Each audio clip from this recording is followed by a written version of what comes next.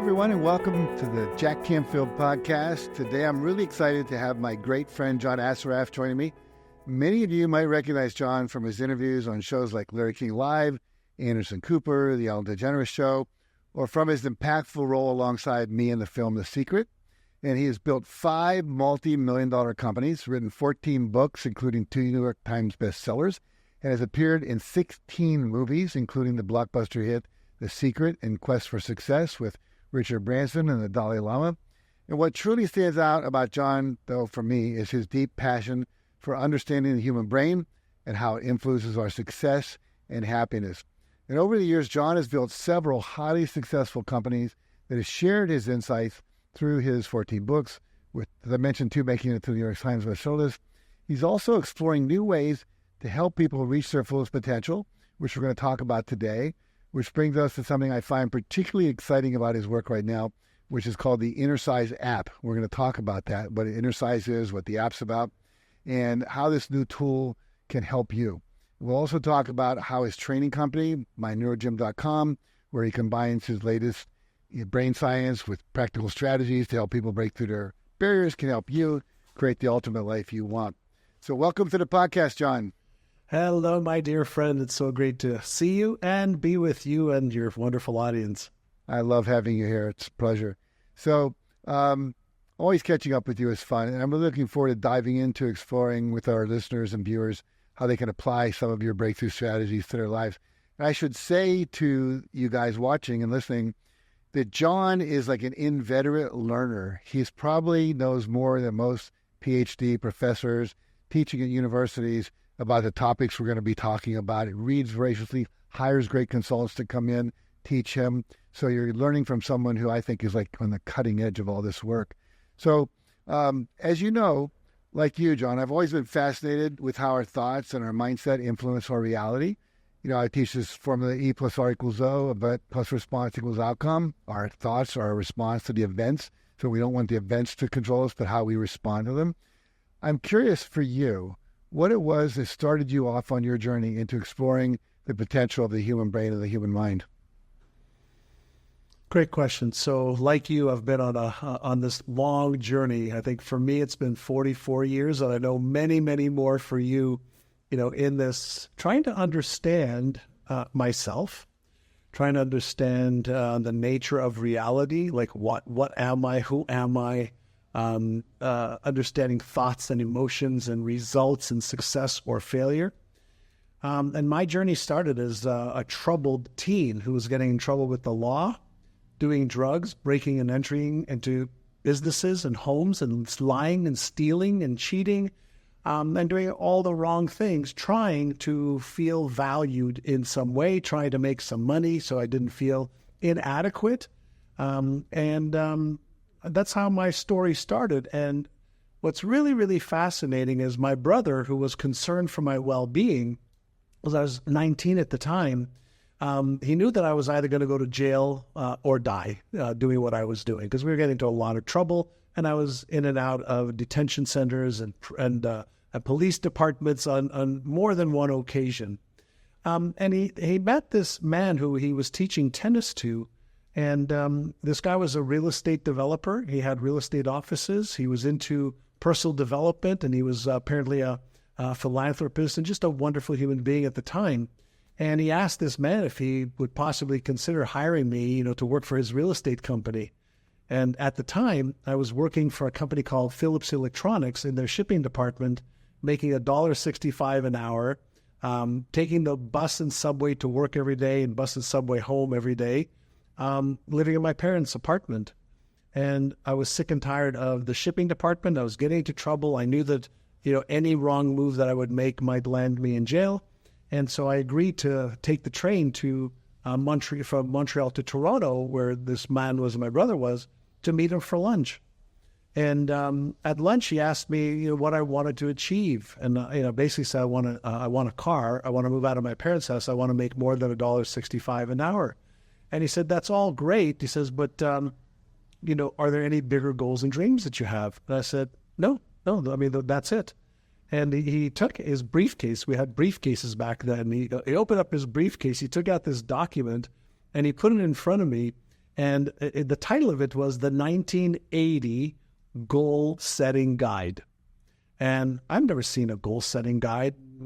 I've seen recipes, when my mother would bake, but I would never see a recipe, a goal setting guide. And he said, would you do me a favor and just answer some of these questions?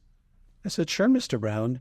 And the first question, Jack, was, at what age do you want to retire? Now, I'm 19. My father's a cab driver. My mother works as a seamstress. So like nobody in my family, immediate or extended, retired. So I asked him, what should I write down here? He says, well, just pick a number. And I said, like, when do people retire? And he said, well, now that you're 19, he says, 20, 30 years from now would be good. And I said, is 45 okay? And he goes, sure. So he says, write it down. So I wrote down 45.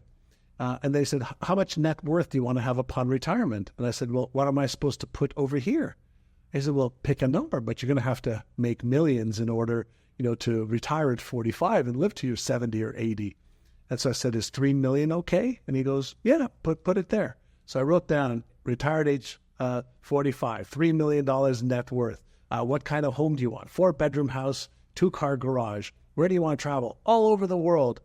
Who do you want to help? My mother and father, I want to retire them. What kind of clothes do you want? Italian. What kind of car do you want? Mercedes-Benz. I just filled out all of these things, and it was just making up stuff. And he looked at me after he read what I wrote, and he said, well, everything that you've written down here is achievable. He said, I'm going to ask you one question, and the answer to this question is going to determine whether you achieve it and have all of these things, this extraordinary life, or not. And Jack, you can appreciate this. In the back of my mind, I just was thinking to myself, yeah, right, one question. And so he leans in and he goes, son, are you interested in achieving these things and having this extraordinary life? Or are you committed to achieving it and having this? And in my brain, I was going, interested, committed, interested. And I felt dumb again. And I leaned in. I said, excuse me, sir, what's the difference? This was part of the game-changing moment for me. He says, people who are interested allow their current circumstances and their past results or present results to control their thinking. They come up with stories and reasons and excuses why they can't. But people who are committed upgrade their identity to match the destiny that they want in their lives. They upgrade their beliefs about themselves and what's possible. They upgrade their knowledge and their skills, and they become the person capable of achieving every one of their goals and dreams. And he said, and since I've achieved everything you want to, I know it's possible. So your only question, young man, is, are you interested or are you committed? I still don't know to this day, Jack, why I blurted out, well, in that case, sir, I'm committed. And he reaches out his hand across the table with a big smile and says, wonderful. In that case, I will be your mentor. And I go, wow. I looked at my brother who was sitting next to me, and then I looked at Mr. Brown and said, thank you. What's a mentor? And he explained to me. 3 weeks later, Jack, I moved from Montreal to Toronto. I borrowed $500 from my mother, sister, and brother. My father didn't have money. He was an alcoholic gambler. And I registered for the real estate course that I didn't want to get into because I had failed English, failed math, left high school at grade 11. I thought I was dumb. And he said, I will help you, study for the course and pass. June 20th, 1980, I went to the class May 5th, 1980. June 20th, 1980, I got my real estate certificate. And the reason I know these dates so well, Jack, it was the first test I had passed in years without cheating. Wow. So in that moment, my life changed. And then every day when I came into the office, I had to invest 1 hour a day to upgrade my identity. I had to invest, in that hour, time to upgrade my beliefs. I had to review the goals that I had written down on those sheets of paper. And then he had me putting my left and right hand across them as I was reading them. He had me recorded onto a cassette tape literally 40 years ago, right? Longer than 40 years ago. And so every day I would come into the office and I would upgrade my mindset by looking at my goals, by using affirmations, by using my hands to send an electrical signal to my brain, by visualizing. But he also taught me this other really important skill. And that was when I would read the affirmations or see myself making 10 grand a month, which is what I wanted back then, the voice in my head would go, bullshit. You're not smart enough like you're reading. You're not earning $10,000 a month like is written over. You're not driving that Mercedes-Benz. You're not. And I would hear this counter voice in my head to what I was saying. And he taught me, says, that's your old self just wanting to hold on to the identity and the beliefs and the old results that you've achieved. But he says, with time, it's like painting a wall that you don't like the color, or you want to change the color of the wall. You just paint one layer, then another layer, then another layer, and then you forget that the paint color that you had before was ever even there. So every day for 1 hour, I would upgrade my knowledge and skills like that, or my identity and beliefs like that, with a few of the many techniques you teach. And then he would upgrade my skills to match what I needed to do every day to earn the $10,000 a month. And in the first 6 months as a clumsy beginner, I made $62,000 gross. He took 50% of that. I made $31,000. And he kept me doing this every single day. And he taught me that 1 hour a day of practice is 9 40-hour weeks in a year. He says, you're going to get outstanding if you do this every day for an hour. The next 12 months, I made $360,000 gross. I kept half of that, 155 grand. He kept 155 grand. And my parents thought that because I was making so much money and I bought my first house and I had my first Cadillac, they thought that I was doing more illegal stuff just in Toronto. And that was the beginning of what put me on this path to go, how did I change? What was the neuromechanics of the change? I was fascinated with understanding a little bit more of that. And that was 44 years ago. I love that story. What was his name again? Alan Brown. So you had Alan Brown. I had W. Clement Stone. That's right. And it became one of my mentors. And what's fascinating, you talk about the hour a day, 9.5, 40-hour work weeks, because he said to me in my first interview with him, how many hours a day do you watch television? And I said, I don't know. He said, that's not an answer. Think. So I said, okay. I said, maybe 3. I watch it in the morning when I'm eating breakfast, like Today's Show. I come home, turn on the news, and maybe I watch an hour-long show. He said, okay, what if you were to cut out 1 hour a day of TV and study and learn and develop yourself and visualize and do affirmation, all that stuff. Yeah. And he said, that'll be 9.5, 40-hour work weeks. That'd be like you took 2.5 months off and all you did was work on yourself. So I think it's fascinating. They both had the same answer for, that's fascinating, John. I love it. Yeah. Success, and you know this, listen, you've been a mentor of mine as well as a dear friend for many years, and success does leave clues. And failure leaves clues. Success leaves clues. And those who seek to learn, you want to hear a really fun little story? Several weekends ago, I was here in my home studio, and I was doing a 3-hour meditation with candles and sounds that I like. And in the maybe 30, 40 minutes of my meditation, I had this deep insight of the mentors that, I stand on their shoulders.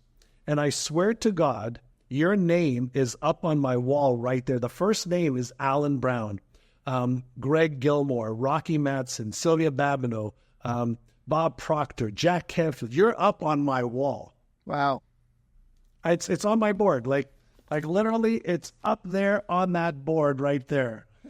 How cool is that? Isn't that great? And now here we are, right? And we've known each other for, many, many, many years. But you've been you've been a major, major influence in the lives of millions of people, including mine. So thank you. Oh, thank you for knowing that. And thank you for, I feel as honored by you actually taking what you learned from me and those other people and applying it. Because I think that as a teacher, nothing is more fulfilling when someone actually does what you teach them and then they get results that blow you away. And I always want my students to do better than me. In fact, I just was saying on an earlier podcast that I was on a call with some people in India this morning, actually, around 7 o'clock a.m. because it's 7 p.m. over there. And this guy said that he was making $1,500 a month, and now they're making $1.25 million a month. And he said it's all because of the success principles. And I started to read that and put into action what you thought. And I also watched The Secret and started using Law of Attraction. And he has, John, I think 20,000 people paying him $5,000 to be in his Platinum Mastermind group. Do the math. I went, holy shit. That's bigger than what I'm doing. But I got excited because he's carrying on the whatever you want to call it, the legacy. So good for you. So let's go a little further than that. You worked for him for a while. Yeah. And then you got involved with Remax. And tell us that story a little bit, how that moved into you having your own regional office and how it built into a $1 billion a year thing going on. So after I worked for Alan for a while, I made a little bit of money and I invested in real estate. And then I decided I wanted to go and see the world. And so I traveled around the world from September 1982 to November 1983. I had saved up $73,000, and I used that money to just travel the world and experience the world. And I saw love and beauty and culture and people that were so good. I didn't have one negative experience, which was vastly different than my childhood when I grew up in this environment of lie, steal, cheat, people doing things to each other in the neighborhood that we lived in. And so that was like a total shift of humanity and people. And then when I came back, I went to work in another real estate office because Remax had just really started in Canada. And I worked in an office for these two guys, Walter Schneider and Frank Polzler, and they were the guys who brought Remax to Canada. And I worked in their offices and became friends with Walter. And over the next couple of years, I sold real estate, did extremely well, but he and I became friends, and he became my next mentor. And I wanted to buy a real estate office, and we tried to buy a few offices, and they were asking for too much money. And then this opportunity came around. I was in Toronto, Canada, and the franchising rights for Remax for the state of Indiana became available. And I used to go down to his office almost every day just to say hi to him. And one day I go down, he says, "Hey, Johnny," he says, "how'd you like to become my partner and build Remax of Indiana? It just became available. We can buy it together." I said, "Yep, let's do it." I mean, 1 second answer. Partners with Walter Schneider? Are you kidding me? So I had to come up with $75,000. I had half of the money. I borrowed half from one of my friends who's an attorney. And we bought Remax of Indiana. I moved to Indiana at the end of 1986, November of 86. And I started Remax of Indiana. And over 10 years, I opened up 85 offices, recruited 1,200 agents. And at our peak, we were doing $4.5 billion a year in sales. So I took what I learned from Alan Brown around the mindset and some of the skills. I took some of what Walter Schneider was phenomenal at franchising, and Frank, which was very, very tactical execution based, but still required the marketing and the sales that I had learned beginnings of as an agent. And then Walter started to teach me, about franchising and systems and processes and leverage. And we were partners for 20 years before we sold the region. And after year 10, I hired somebody to run that company for all of us. And I went off and did another deal. And I got my third mentor, and his name was Len McCurdy. And Len McCurdy had just sold his company to IBM for a lot of money. And he was spectacular at scaling companies and raising enormous amounts of money. And so again, the mindset plus the skill set plus learning the right actions at different levels of the game, we started a company called bamboo.com, which did virtual tours for real estate offices, hotels, inside cars where you move your mouse left or right, up or down. You can see inside. We were the first company in the world to offer it, and we raised $28 million, recruited 1,000 employees in less than a year, and took the company public on NASDAQ in 9 months, which was the internet heyday. So I was there to see it explode and crash. And I got out just before the final crash. So mentors, coaching, following, systems and processes that are proven to work over and over and over again. So I want to go back a bit. I remember, tell me if I'm right or wrong, but I remember when you first went to Indiana, it wasn't an instant success. I seem to remember like nobody wanted to play and you're working 18 hours a day. Yeah. So all these numbers are great, and you develop this, Sure, more billion-dollar thing. But I want you to share maybe a little bit of that in the valley part of it, where you were starting out, to give people the sense that it takes courage, perseverance, consistency, and the resilience to take a no and keep moving. Sure. So when I moved to Indiana, and I didn't know this when I said yes, RE/MAX had tried to succeed in Indiana 2 times before I got there. And Indiana is a very, very small state. And there were real estate companies there that have been there for 50 years, 80 years, 100 years. Tucker, Graves, and Carpenter, Better Homes and Gardens, they were like the 3 big behemoths over there. And it's a very, very Midwestern culture. And you do business with the people you've done business with for years. So here I am, 26 years young, and I'm calling brokers, hey, this is John Assaraf, and I'm the CEO of RE/MAX of Indiana. And they go, RE/MAX already failed here. Goodbye, click. Goodbye, click. Goodbye, click. Hey, I just want to come. No, click, click, click, click, click, click, click, click, click. So the first 2 years, like the first year, I ended up selling like 8 franchises in a whole year to nobody of any importance in the state. Second year, another 7 or 8 franchises. And we had like 70 agents after year 1. We had maybe like 140 after year 2, but it was a huge climb. And then I got my first break. And a guy by the name of Norm was the president of the Indiana Association of Realtors. And he was extremely well respected. And he had a business partner, Bill, and they were tired of the deal that they had at one of the major companies in Indianapolis. And they said, yep, we're going to buy a couple franchises. And then they did. And then a guy by the name of Sandy Tucker, he was like the #1 manager for the second best company in Indiana. And he came on board. And then I started getting some really good people in year like 3, 4, and 5. And then all of a sudden we went from like 140 to 250 to 400 to 700 to 900 to 1,200. And we became the #1 real estate company in the state in 5 years. So a lot of no's, a lot of failure in effort, not failure in, things didn't work. It just, I wasn't getting the results, but I was, planting seeds. And the best part of it for me was I had learned cold calling when I was 19. So I learned how to, have a list of, let's say, 100 people with a script. And I was taught that if somebody says no to you or hangs up or swears at you, it has nothing to do with you.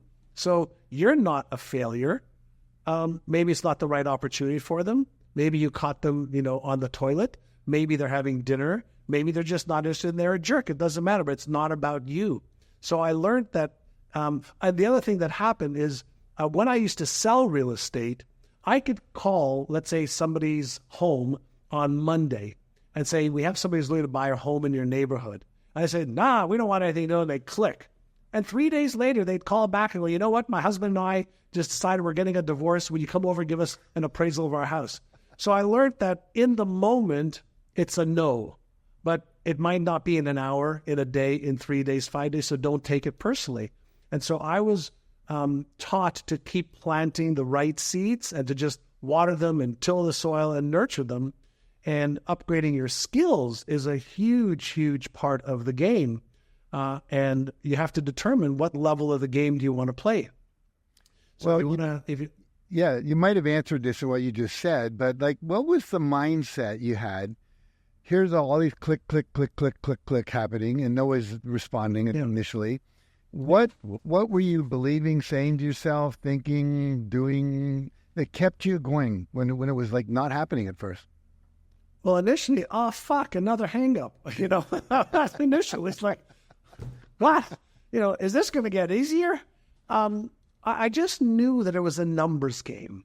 Like one of the things that, again, going back to Alan Brown, when I first started, no experience. I had a sheet, just a piece of paper, and it had 100 boxes on it. And box number 1 said $15. Box 2 said $30. Box 3 was $45, $60, $75, $90, $105, $120, $135, $150, $160. So all the way down to $1,500. And Alan said to me, here's the job. You visualize the 1,500. But the path to get to the 1,500 is you speak to 100 people, of which 99 or 98 will say no, no, no, no, no. So the visual was almost like reverse psychology, right? It was almost like every time somebody said no, I made $15, it was just in the universal bank. And every time I got through 10 or 50 or 100, I was closer to the yes. So the whole frame was just a mental construct of a game that requires a certain amount of effort, a whole bunch of no's to get to a yes. Now, the next 100, the first one might be a yes. So you start to see that it's not always 99 no's and 100. Sometimes the first, second, and third one are yes. But the more you're playing the game to win, it's no different than any sporting event. It's just no different. Yeah. I think it was, I'm thinking Brian Tracy talks about the law of probabilities. The more people you ask, the more likely you'll get a yes. So it's a numbers game. And I know when I started go ahead. Well, I think the more people you ask, that's kind of like part 1 of the equation. Uh-huh. But part 2 of the equation is there is a skill level that you can master. So let's say an unskilled person asks 50 people and gets 1 yes. A skilled person may ask 22 and get 1 yes. Yeah, I would definitely agree with that. So skill really, really matters. Yeah, and I just go back to Brian he said the best education anybody can ever get in life is becoming a salesperson for a while. Yeah. He said to his kids, I don't want you to go to summer camp. You're not going to go to college then in the summer. You're going to go out and sell door to door. You're going to get a lot of no's. You're going to learn very quickly. I need to know more than I know. I'm going to get better at this. And that I totally agree with that. That's really cool. When we started self-esteem seminars, I had offices in 5 cities. One of them was St. Louis. And we had teams that would come in at night, graduates, and they would call people to see if they would be interested. We, over a period of time, realized about 1 out of every 9 people would say yes. And I remember one night, this guy, it was actually 2 over 2 nights, called 81 people got no's. And then the next 9 people all said yes. There you go. Stayed in the averages, so you never know where it's going to come from. Well, it's funny because when we used to make our 100 calls, there was another guy in my office. His name was Dave. I don't remember his last name, but he had a Harris tweed jacket he wore every day with a different shirt and usually the same pair of pants. And every day after we made 100 calls, he would always do 10 more, no matter what. So we would watch him, and at the time he was making literally $300,000-$400,000 a year. Just making 10 extra calls a day. Now, we would work 7 days a week back then. But if you compound 1 extra yes each time he's on the calls or 1 extra yes a week, the law of compounding effect was magical for him. So we all just got into like, we're making 110 and let's just see who's going to leave here first. Yeah. Well, the book, The Compound Effect, The Slight Edge, it really talks about that. If you get in the batting cage and you take another 20 swings over everyone else, you're going to get better quicker than they do because over time, that's the 2,000 more swings at a ball. So absolutely. So let's look at some practical things. So someone's watching this and they're going like, okay, I like this guy. He's obviously successful. I want to learn from him. And you are this neurogym genius. You teach Innercise. Talk about that, what some of those techniques are, the whole philosophy underneath it. Sure. So I always like to start off with, if we're going to get into the neuroscience side, is to help everybody understand that functionally, right? We all have a brain, right? Functionally, it's like functionally every gas car works the same. Functionally, every electric car works the same. And functionally, every brain works the same. Now, of course, there's anomalies, right?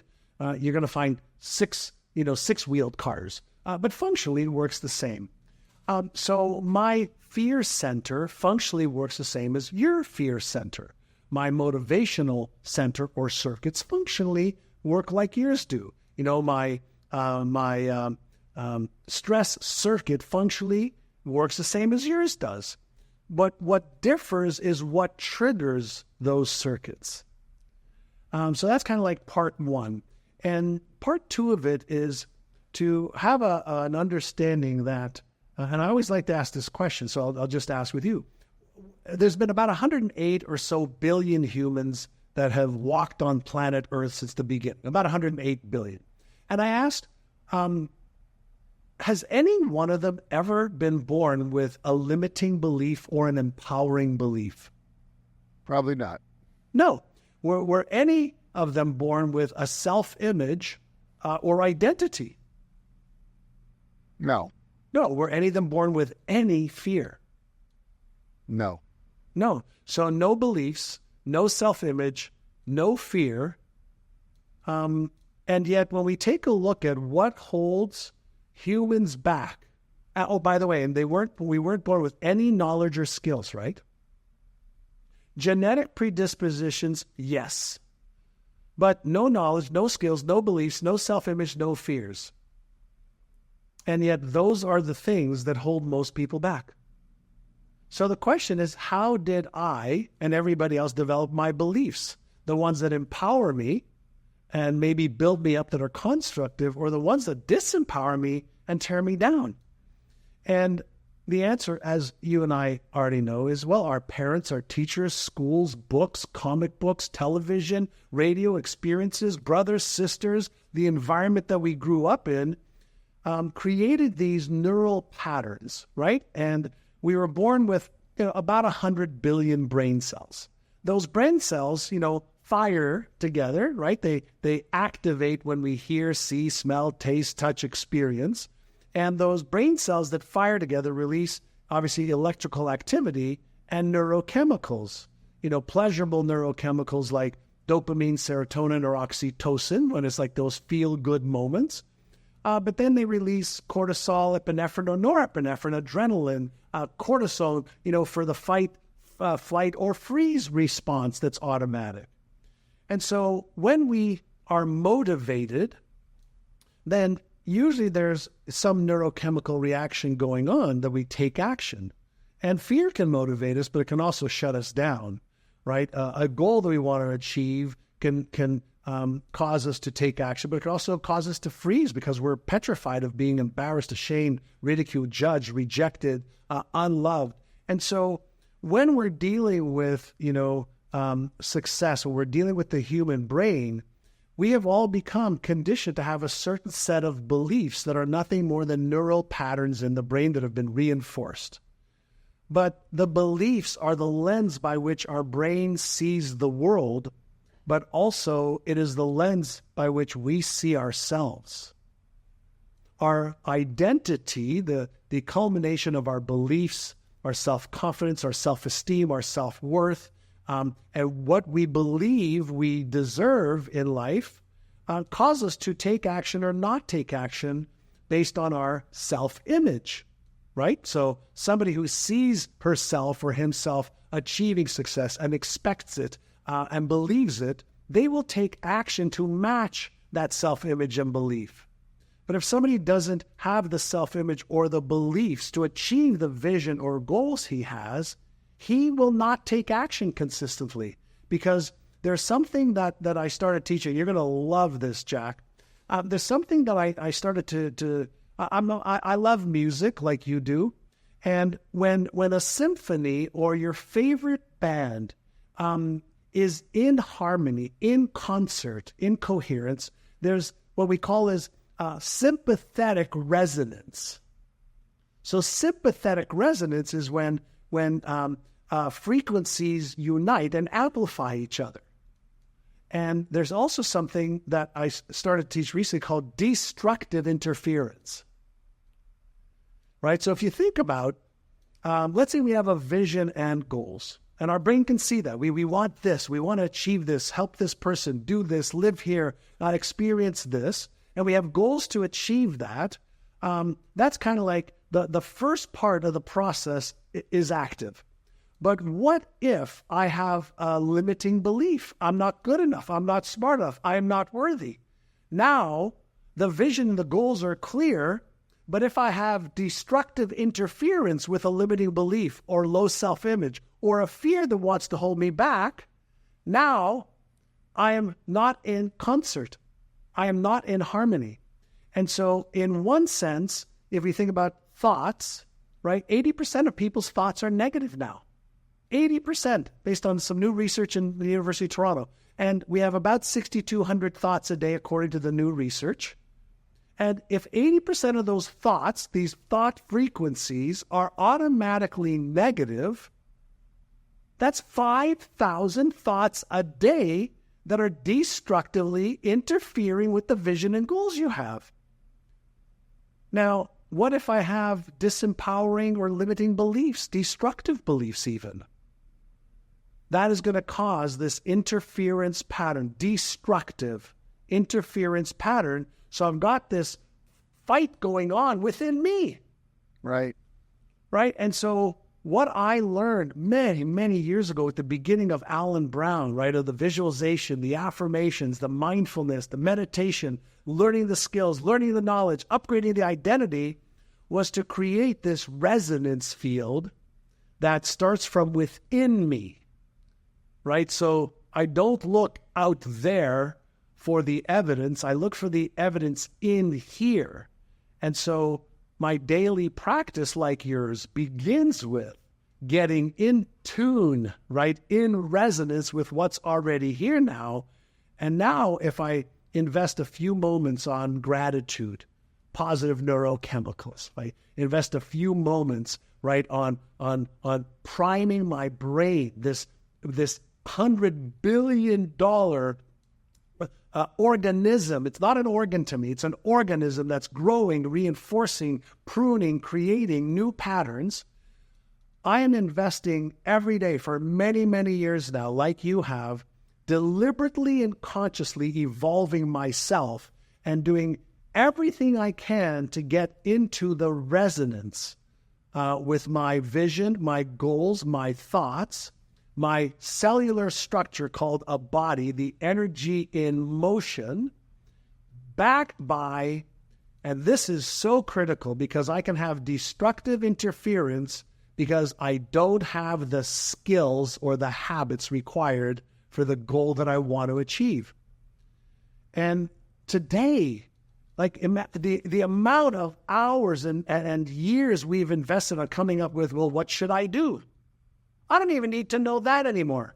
I just need to go to ChatGPT or Claude or Grok or any of those and go, hey, here's my vision, here's my goals, here's the problems I'm having, here's the beliefs that are holding me back, here's the fears that I have, or help me discover those, and then help me create a plan to get into resonance. And literally 90 seconds, I have my plan. So I want to go back to what really holds you back, in addition to either limiting beliefs, fears, lack of knowledge and skills, and an identity, is one thing bigger than all of that: your commitment level. Because a committed person will learn how to get into resonance and release, let go of, move out of the way, and get themselves into alignment on the mental, the emotional, the spiritual, and yes, doing the right things in the right order at the right time matter. I agree with that. I totally agree with that. Yeah. So, okay. It's interesting. I interviewed Michael Beckwith not too long ago. You know him. Yeah. And he said, I don't talk about the law of attraction anymore. I talk about the law of resonance. And the same thing you're talking about here. Yeah. So there's exactly. There's a lot. I have something up on my screen here to share with you. It's a law of attraction. Is like your energetic state is your beacon. The law of energy, right? And at the quantum level, every particle is a wave and exhibits wave-like properties. Then we have the law of vibration, right? And then we have the law of resonance. And so when we combine, those four, now we're in alignment. Right. So, okay. So, we don't have a lot of time left, but I want to get to Innercise and your new app and everything. And so the Innercise book that you wrote and what you teach in many of your courses through the Neurogym and so forth, teach people how to do this stuff. Yeah. And so just give people a little bit of an overview of the more practical side of what those exercises are. Yeah. And then what the app does now and how it benefits us to have that. So the book is to help you, the Innercise book is to help you really understand how powerful your brain really is and how to unlock its full potential, in layman's terms. But for 40 years, I've been using visualization, affirmation, mindfulness, meditation, first person, third person in health and wealth and relationship and career, business, sales, leadership. And so during COVID, I said, well, I got plenty of time on my hands. Why don't I create the Innercises for every category that people could want? And so I developed over 650 Innercises that people just put on their headphones, and I guide them through a variety of what we call our Innercise stacks. So for example, let's visualize your success for 3 minutes. Let's create affirmations that you repeat and embody for 3 minutes. And let's say 3 minutes of mindfulness, including choosing your intention and your next action step that you're going to take to achieve this goal. So we have 20 some odd thousand people around the world that have invested in the app that are, it's like $12 a month or $100 for the year or $199 lifetime.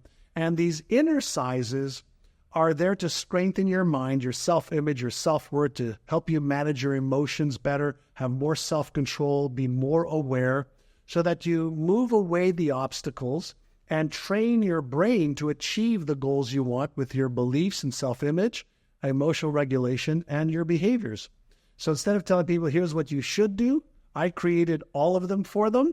And we're going to be adding in the next 12 months, probably another 5,000 Innercises in there in every possible category.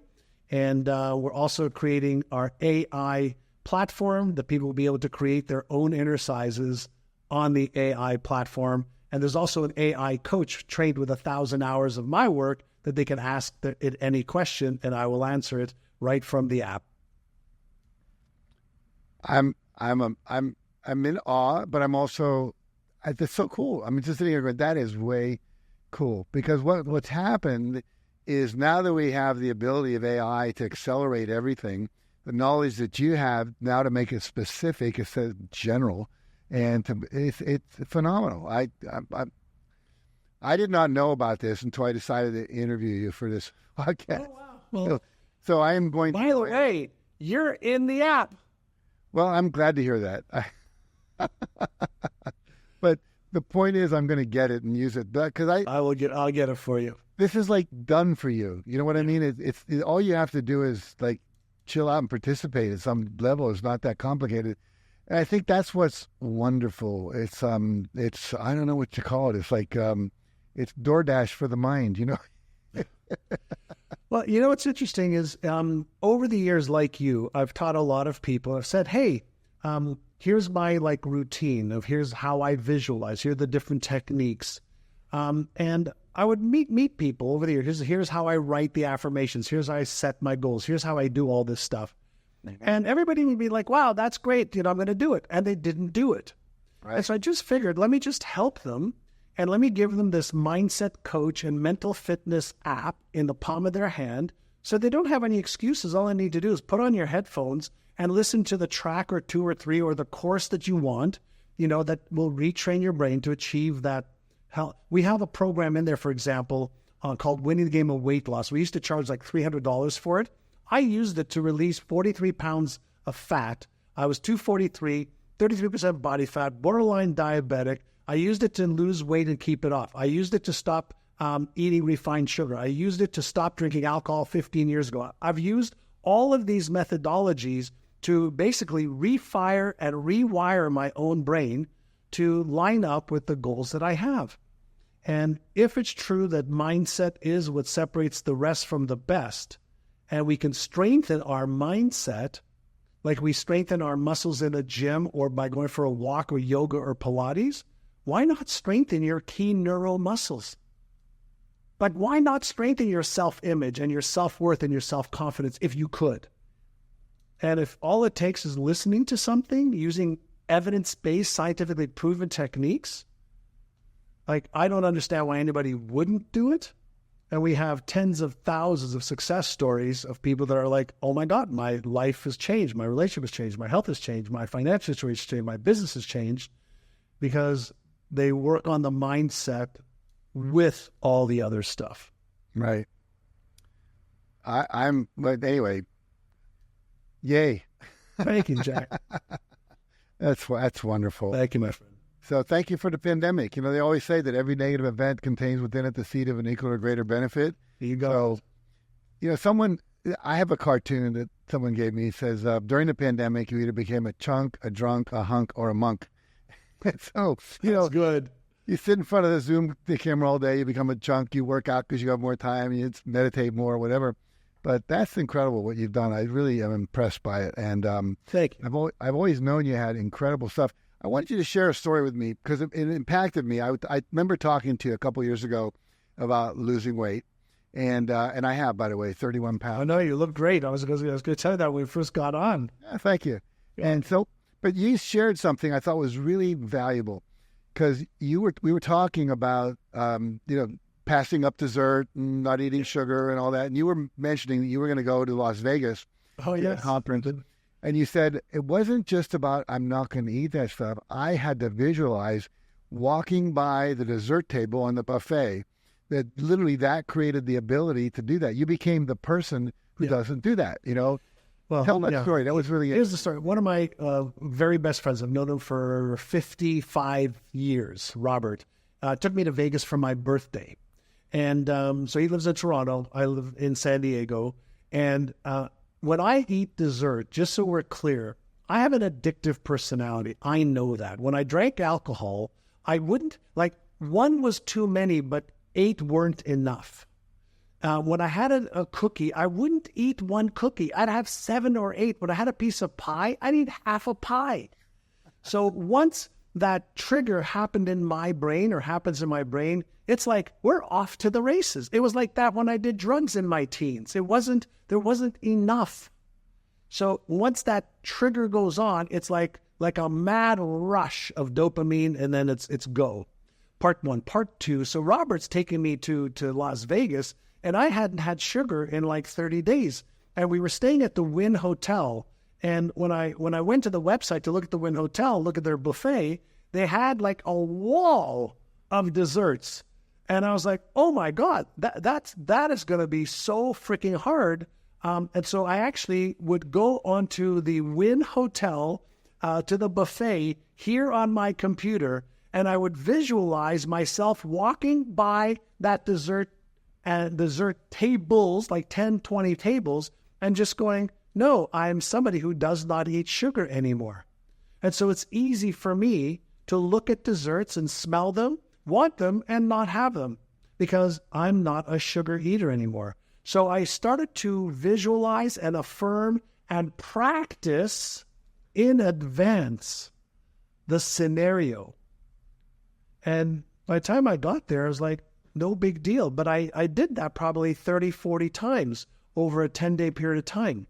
So I trained my brain to activate the stimuli and to override my natural propensity in the past to like want to eat all of it.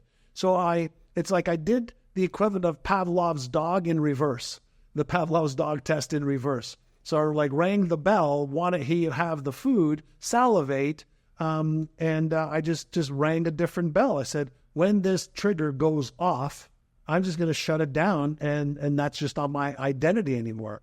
So I practiced it, and practice is what creates and reinforces new patterns. Yeah. So practice makes permanent, right? And visualization is a mental and emotional simulation. So when I'm visualizing, right, I'm activating that occipital lobe, which is connected to the emotional cortex of the brain. So I'm firing those neurons as if it's real. And there's a whole bunch of circuits that turn on or off together. So I visualized, simulated the scenario, and then I just lived out the scenario that I already did in my mind. That's why, basketball players, visualize free throws, and golfers visualize, getting the ball in the hole, and tennis players visualize a winning shot, and skiers, visualize winning the race, and Olympic athletes visualize getting their gold medal. I visualize what I want, but I also visualize exactly what I do not want with success in controlling that impulse and, in my case, this addictive side to my personality. What's fascinating to me, and I don't remember where I heard this first, but this idea of it's about you were changing your identity to. I'm not someone who does that. Right. They were talking about, I don't have to go into a 7-Eleven and convince myself not to steal anything, because I'm a person who doesn't steal things. That's who I am. I don't do those kind of corrupt behaviors, and so that's not an issue for me. But it would be an issue, like with dessert, like you were saying, so then you have to create a new identity. And I noticed for me, because I haven't drunk alcohol since the pandemic started, and I have not eat a little bit of sugar, not much. But the reality is that I'm not the person who eats two pieces I take with ice cream at someone's birthday party. That's not what I do. And so that identity shift, in addition to how you got there, and I love that, seeing yourself avoiding the temptations, Well, and here's a huge distinction. The new identity does not require any willpower. See, the old identity does. Right. The new identity does not require willpower. It's effort less versus effort more. Right. So, and this is why I go to the hierarchy of how my brain works, right? Because we will create a resonant match with our identity and beliefs, always. And even in research, I remember there's a research study many, many years ago in Toronto. They wanted to get homeless people off the street. And they built this spectacular new, condominium building, but it wasn't condominium, it was just housing. And they moved a bunch of these homeless people into this building. They ruined the building and moved back out because their identity had to create a resonant match for not being worthy or not loving or not liking that location, that environment. So they ruined the environment to match their identity, and then they moved back up where they felt more comfortable. And I have talked to homeless people on the street, and they've told me I feel more comfortable out here. Yeah. This is what I'm used to. This is me, the same thing. This is me, yeah. And that's why people, for example, that may win a lottery, get rid of the lottery money within 2-3 years. And they say it's the worst experience of their life. It has nothing to do with the money. It's their identity couldn't handle this new thing in their life.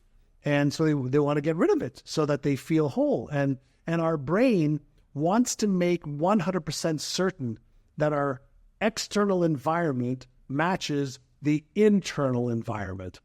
So we're looking for a resonant match with the map that we have. And one of the best visuals I ever had of that is, imagine you're sitting in a movie theater, right? And there's a scene you don't like in the movie theater. Have you ever considered, going up to the screen and scratching the screen? Or have you ever considered wiping a mustache, off of a mirror so that it goes off of your face? That's what most people are doing. If you want to change what's being projected onto the screen, you've got to change what's being projected from the real, whatever the DVD is or CD or film.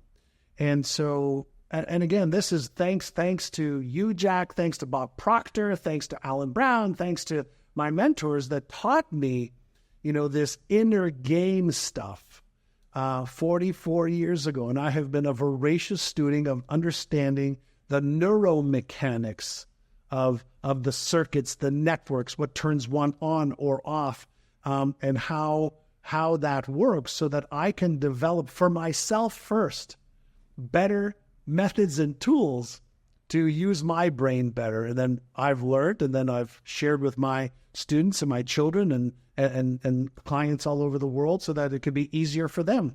So my mentors made it easier for me. I want to take what I have been taught from all of them and make it easier for others. And this next generation of what's coming up right now, will be mind-boggling with what's happening with AI right now, and our new AI-powered and human-powered platform will be out later this year, and it is revolutionary. That's exciting. That's exciting. Well, I am glad you exist. I'm so happy you exist too, my friend. Yeah.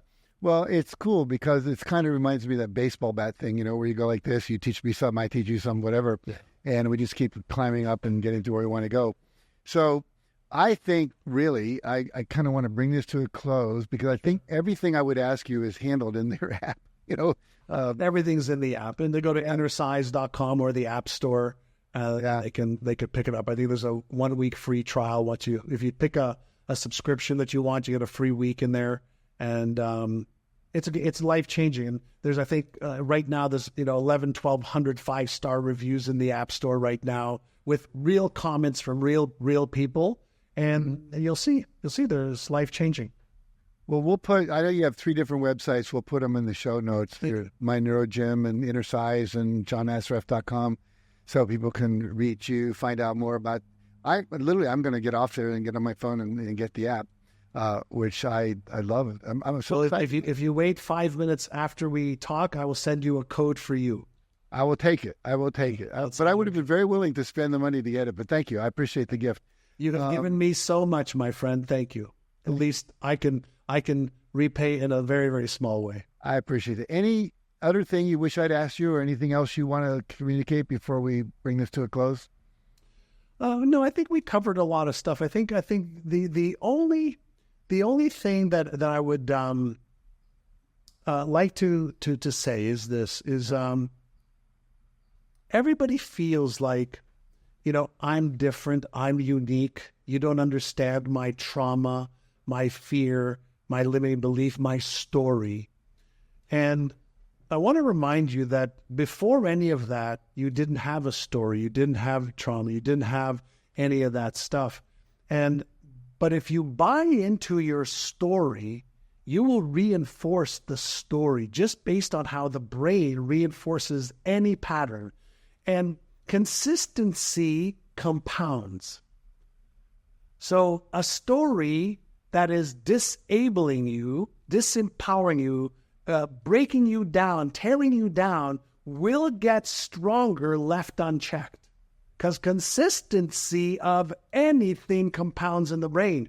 And our brain wants to conserve energy, so it reinforces the patterns to make it easy. And we call that automaticity. It automates anything that we do consistently.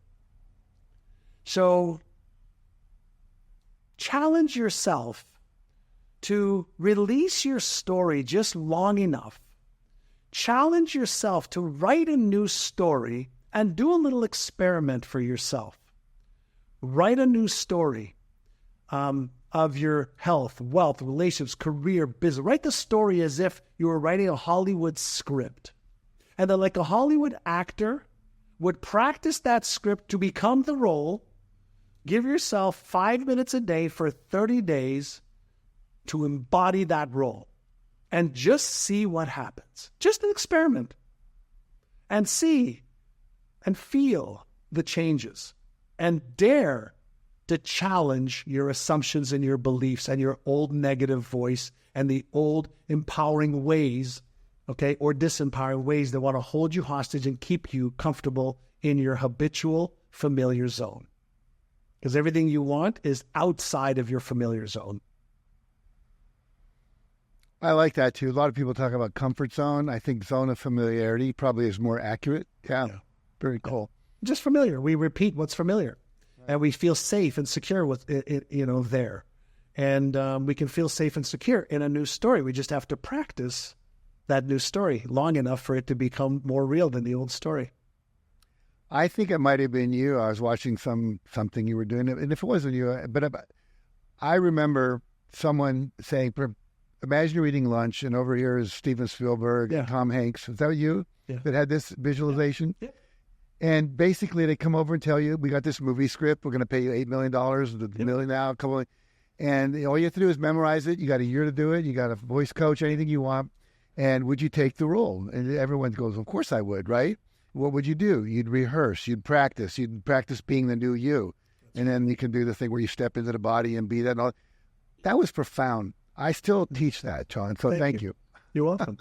Yeah, I mean, if you these Hollywood actors, right? They just assume new roles, and they could access that role at any time. And athletes create alter egos. Michael Jackson created an alter ego, right? It's a new role. It's a character trait that he reinforced on command, right? Barbra Streisand, petrified of getting up on stage to sing, but she created a new role. Many Hollywood celebs create these new roles, so that part of themselves that wants to come out has an easier time. And we can all become another version of ourselves. It's more empowering. And so I just challenge you to, try this. You got nothing to lose, everything to gain. 10 minutes a day. We can do that. You got it. All right. Well, thanks, John, for joining me today and for sharing your knowledge, your wisdom. And thank you for your app. In advance, I want to thank you for that. Thank you. You're welcome. And thanks to all of you who've joined us today. If you found this conversation valuable, I can't imagine you wouldn't. I found it valuable. Please let your friends and family know about the Jack Canfield Podcast, and especially this particular episode with John. And make sure to tune in next week, where I'll once again be talking with a transformational leader about how you can live a happier, healthier, more conscious, more successful, and truly fulfilled life. Till then, make sure to visit John's website, download his app. It's incredible. I know it. I'm going to be doing it. So you'll find in the show notes how to do that. If you hadn't write down already, check out the Innercise app and start putting into practice some of the things that John talked about today, and use this very simple, powerful technology to assist you. It's that easy. Take care, everybody.